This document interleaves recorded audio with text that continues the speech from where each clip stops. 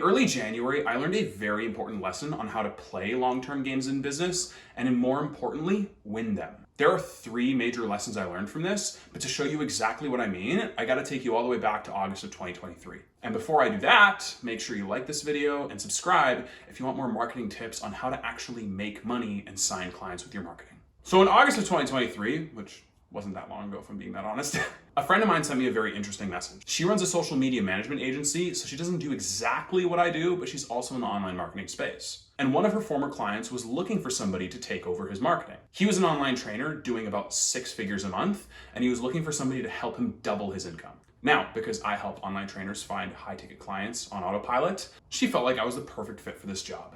We got on a call to discuss how I could help him, and things went pretty well, I thought. He was a good dude, he's running a pretty good business, and I knew I could get him results. There was one problem though. He was looking to hire an employee because he didn't really want to work with big agencies. And the list of tasks he wanted the employee to do included things that I don't specialize in. Not because I don't see value in them, but because I know I can get results without doing those things. I ultimately told him no, and he went his own way looking for other employees.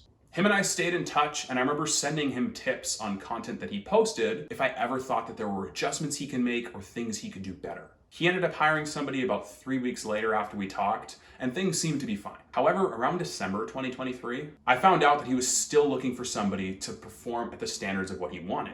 Fast forward about 5 or 6 weeks, and he eventually signed on as a client of mine. I handled his content, and I made him an educational email course so that he could start converting clients on autopilot. Like I said at the beginning of this video, there are 3 major lessons to this story. The first one is, and if you've watched my content on Instagram, you know exactly what I'm gonna say. If you want to stand out in the sea of noise, you need to niche down. Full transparency here, I charge high ticket for my services. Not because I'm a pompous douche, although that is true sometimes, but because I know I can get great results for the people who I work with. I've proven it in the past with clients like Corey Armstrong getting to $50K a month, Corinne Sutton getting over $25K a month consistently, and Paul getting to $5,300 in 21 days of us working together. And over the time I've spent in the marketing game, I've added other things to my arsenal, like email newsletters and educational email courses, in order to get even better results for the clients I serve. Now, some people might see the prices that I charge and go, oh shit, man, I don't wanna, that's a lot of money. I'm not sure if I'm willing to pay that. And that's fine. But the reason I'm able to charge those prices is because I get specific results for specific people. This client of mine had a specific problem. He wanted to sign high-ticket clients using a social media presence and needed somebody who understood that problem intimately. Sure, there are other social media managers out there who charge less than I do, but they don't understand the specific problems of what trainers go through, how to turn views into clients, and any other systems you can build on top of your social media presence to transition them onto an email list and get them to buy without having to do extra work. I do that. And I do that for a specific group of people. So when he looked around for other people and found that they didn't understand his problems nearly as well as I did, I was the only choice. I can charge premium prices because I create an incredibly valuable transformation for a specific group of people. And when you do that, other people can't compete with you.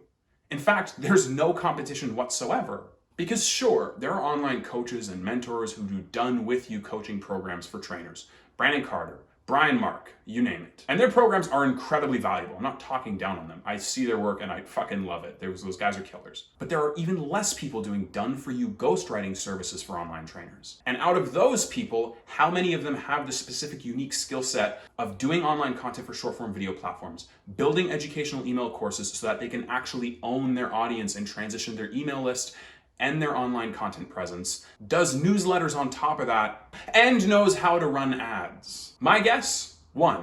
And you're watching his video. Do not underestimate the importance of niching down. When you first start niching down, it can seem like you're alienating a massive group of the marketplace, and it can be scary, but trust me, when you build momentum, you will see that you are unstoppable. Because when you make something for everyone, you make something for no one.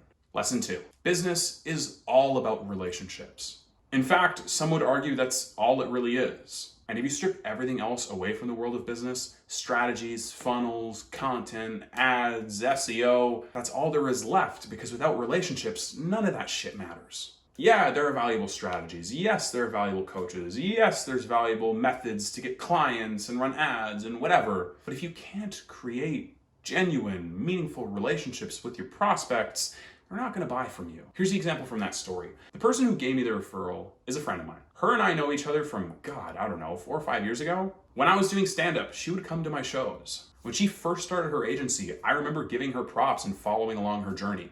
We've stayed in touch and been on great terms, and because she knew the transformations I provided, when she saw somebody who fit that criteria, it was a no-brainer for her to contact me. So because of that relationship, I was able to get in the room with this guy. And because I genuinely wanted to help this guy and see him succeed when we got on the call, he recognized that I truly want to drive great results. And even though we didn't end up working together from that initial call, he remembered that first impression. I was on time for the meeting, I came prepared for the meeting, I responded promptly to his messages. He felt taken care of even though he wasn't my client at that point. And as soon as he became a client, guess what I did? I started working on that email course and started creating mini scripts for his content strategy. The business you build will only be as successful as the relationships that you create. And finally, lesson number 3, if you want long-term wins, you need to be willing to play long-term games and remain patient. Now, there's a difference between being patient and waiting.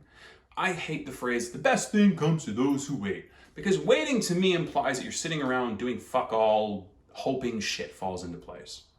Being patient, to me, means that you're doing things consistently that move the needle, but you're not freaking out if $1 million doesn't fall right out of the sky as soon as you start doing things. When things didn't work out with this guy back in the summer of 2023, I didn't freak out. I kept it moving, I kept my standards, he kept his, and eventually we came to an agreement that worked for both parties. Look, if you genuinely want to see people succeed and if you want to help them get results, it doesn't matter if they're your client or not, you will want them to win and people will feel that. And you also need to know that you shouldn't take an initial no as a no forever. Unless they say like, fuck off, never call me again and block you on everything. Then, yeah, go find other clients. But if you never write people off, always try to provide value and show that you're competent and capable of getting results, you will attract the right people, even if they said no a couple months ago. So there you go. There's a 3-step formula to get long-term wins. Niche down and provide a specific transformation for a specific person, create meaningful and genuine relationships with people because you want them to succeed, and don't take an initial no as a no forever. If you liked this video and found it helpful, let me know what your favorite part was in the comment section. And as always, like the video, subscribe, and my DMs are open. And if you want more valuable content like this, make sure you watch the next video. See you later. Peace.